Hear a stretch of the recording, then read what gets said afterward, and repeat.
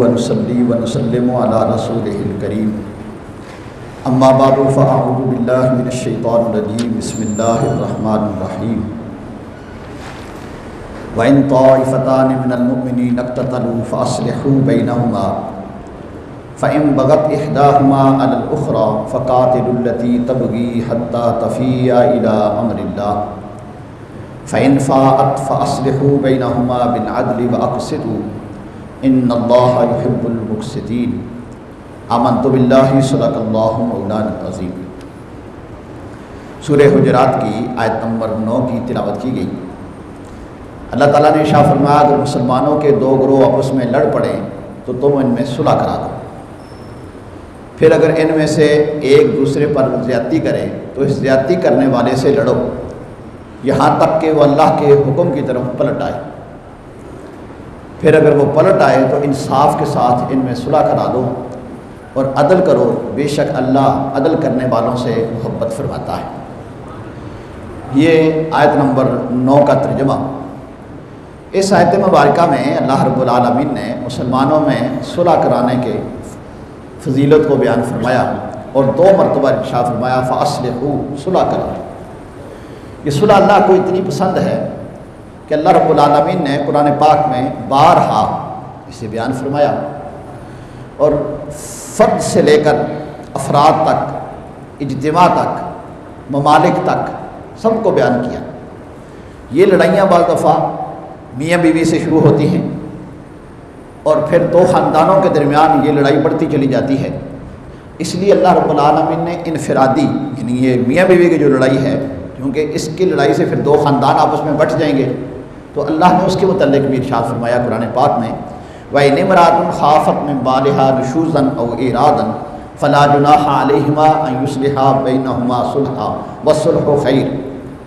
اور اگر کسی عورت کو اپنے شوہر کی زیادتی یا بے رغبتی کا اندیشہ ہو تو ان پر کوئی حرج نہیں کہ آپس میں صلح کر لیں اور صلح ہی بہتر ہے۔ کسی عورت کو اپنے خاوند کی ناچاکی کا اندیشہ ہے تو ان کے خاندان والے ان دونوں کے درمیان صلح کرائیں اور خاوند کو سمجھائیں کہ تیری ذمہ داری ہے کہ تو اپنی بیوی کے حق حقوق کو پورا کرے۔ دوسری جگہ اللہ نے ارشاد فرمایا یسألونک عن الانفال قل الانفال للہ والرسول فاتقوا اللہ واصلحوا ذات بینکم۔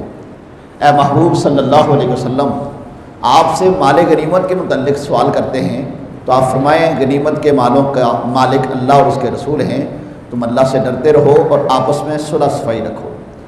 یعنی ناچاکی کا ایک سبب مال بنتا ہے، ایک سبب رشتہ داریاں بنتی ہیں کہ آپ کی بہن، آپ کی بیٹی کے ساتھ کسی نے ظلم زیادتی کی، ظاہر ہے آپ کبھی نہیں برداشت کریں گے اور پھر یہ تلواروں تک مسئلہ پہنچ جاتا ہے۔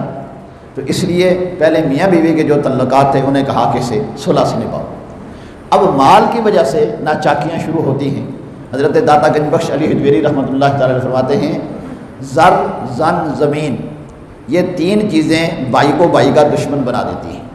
زر سونا چاندی، پیسہ، زن عورت، اور زمین مکان کا جھگڑا، زمینوں کا جھگڑا، تو یہ بائی کو بائی کا دشمن بنا دیتی ہیں۔ اور قرآن پاک نے ان تینوں کو بیان کیا۔ پہلے زن کو بیان کیا کہ عورت کی وجہ سے اگر لڑائیاں جھگڑے ہیں تو اسے ختم کرو اور آپ ان کے درمیان صلح کراؤ، اور دوسرا مال کو بیان کیا کہ اگر مال کی وجہ سے کہیں کوئی ناچاکی ہے تو اس ناچاکی کو ختم کرو، واصلحوا ذات بینکم، آپس کے درمیان صلح صفائی رکھو۔ اور ارشاد فرمایا رب کائنات نے لا خیر فی کثیر من نجواہم الا من امر بصدقۃ او معروف او اصلاح بین الناس ومن یفعل ذلک ابتغاء مرضات اللہ فسوف نؤتیہ اجرا عظیما۔ فرمایا ان کے اکثر خفیہ مشوروں میں کوئی بلائی نہیں مگر ان لوگوں کے مشوروں میں جو صدقہ یا نیکی کا یا لوگوں میں باہم صلح کرانے کا مشورہ کریں، اور جو اللہ کی رضامندی تلاش کرنے کے لیے یہ کام کرتا ہے تو اسے عنقریب ہم بڑا اجر عطا فرمائیں گے۔ رب اعلان فرما رہا ہے کہ جو صلح کرانے کے لیے آپس میں مشورہ کرتے ہیں، 2 بندے علیحدہ ہو گئے مشورہ کرتے ہیں یار کیسے صلح ہو سکتی ہے، یہ کیسے ممکن ہو سکتا ہے، منصوبہ بندی بناتے ہیں کس بات کی، صلح کرانے کی، تو اللہ فرماتا ہے فسوف نؤتیہ اجرا عظیما، یہ جو صلح کرانے کی منصوبہ بندیاں بنا رہے ہیں انہیں ہم اپنی طرف سے اجر عظیم عطا فرمائیں گے۔ اس لیے صلح کرانا یہ دو محلے داروں کے درمیان ہو، دو رشتہ داروں کے درمیان ہو، دو خاندانوں کے درمیان ہو، دو ملکوں کے درمیان ہو، یہ اللہ کو بہت پسند ہے۔ یہاں تک کہ اگر صلح کرانے کے لیے اگر کوئی بندہ جھوٹ بھی بولتا ہے، حالانکہ جھوٹ کتنی بری بات ہے، قرآن نے کہا لعنت اللہ علی الکاذبین، جھوٹے پہ خدا کی لعنت، لیکن اگر صلح کرانے کے لیے جھوٹ بھی بولتا ہے اللہ اس جھوٹ میں بھی اسے ثواب عطا فرماتا ہے۔ چنانچہ حضرت ام کلثوم بنت عقبہ رضی اللہ تعالیٰ عنہ سے روایت ہے کہ سید المرسلین صلی اللہ علیہ وآلہ وسلم نے ارشاد فرمایا وہ شخص جھوٹا نہیں جو لوگوں کے درمیان صلح کرائے کہ اچھی بات پہنچاتا ہے یا اچھی بات کہتا ہے، حالانکہ وہ جھوٹ بول رہا ہے لیکن حضور نے فرمایا جھوٹا نہیں ہے۔ اس سے ملتا کہتا ہے یار وہ تو تیری تعریف کر رہا تھا، وہ تو تیری حق کی باتیں کر رہا تھا۔ اس سے ملتا کہتا ہے یار تو اس کے خلاف یہ باتیں کرتا ہے، وہ تو ایسا نہیں ہے، یعنی صلح کی باتیں کرتا ہے۔